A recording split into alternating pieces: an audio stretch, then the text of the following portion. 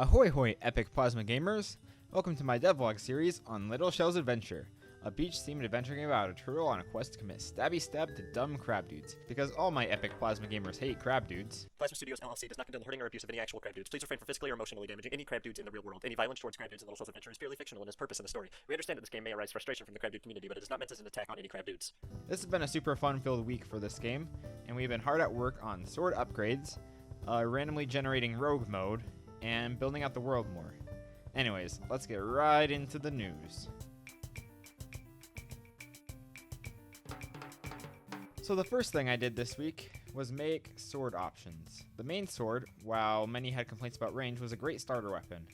I've been trying to make a few different swords that the player can switch between. I'll not show all of the swords, but here are some of my favorites. The first is the Crab Crusher. As you can see, this one has a huge range and big damage, but it is painfully slow. It still needs to be balanced quite a bit, but so far I'm happy with the variety it adds. I made it so it can't be thrown very far because it already has such a big hitbox. The second one I made was the Surfboard. This sword has low damage, average range, and is really fast. This one needs to be buffed a little, but otherwise it's ready to go. And the last one I made is the Chicken Sandwich. This one's kind of funny. It has an average speed, high damage, and a really small hitbox. This one will probably be found in a restaurant or something, but so far it's epic. I've been trying to design these weapons so that there is no one right choice. My hope is that players will switch between them all frequently. Overall, I think they are a great addition to the game and add a lot to combat. Before we continue with the devlog, I need to make an announcement. Dagan, the other member of Plasma Studios, has joined me in making Little Shell's Adventure. This won't change anything in the Color War devlogs, he'll still be working on that. He is mainly here to help me get the game out in time for the summer. Anyways, I'm going to let him narrate his portion. So without further ado, here's Dagan.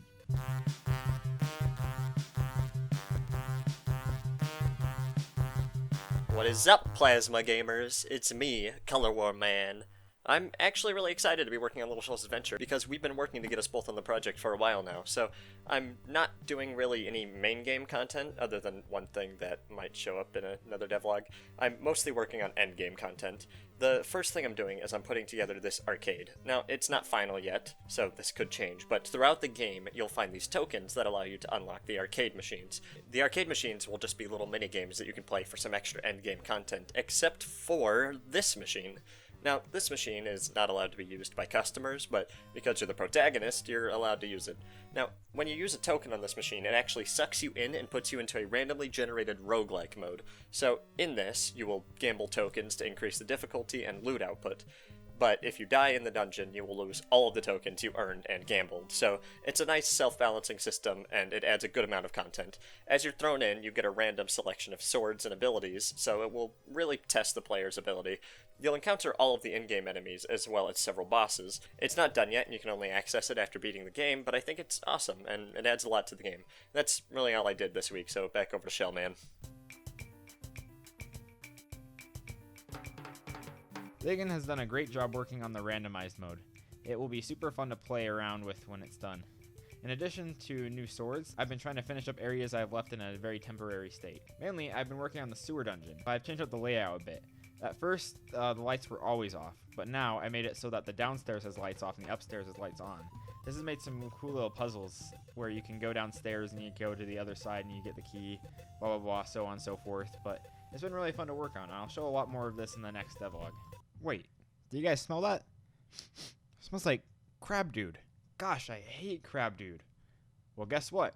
You can help me end Crab Dudes by wishlisting Little Shell's Adventure on Steam. Oh, what's Little Shell's Adventure? It's a game I'm working on, currently the 100,000 most wishlisted game on Steam. But we're going for that #1 spot, so slap wishlist now, epic Plasma Gamers. Thank you guys for watching this devlog. It's been super fun to work on this game with a partner. These last stages of development are fun, but also very stressful, so it's nice to have someone to help me work on it. If you guys like this video, make sure to like, subscribe, wishlist, and commit stabby stab to crab dudes.